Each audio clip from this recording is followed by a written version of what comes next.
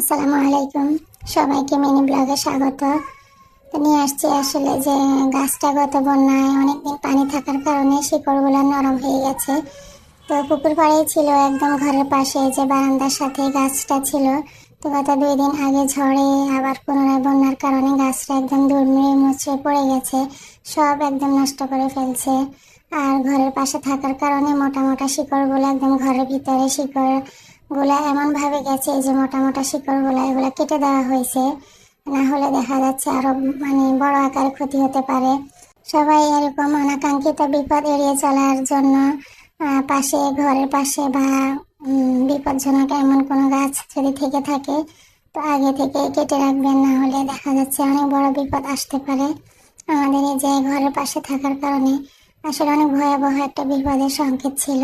তো আল্লাহর কাছে লাখো শুকরিয়া আদায় করছি, আল্লাহ মোটামুটি আমাদেরকে অনেকটাই হেফাজত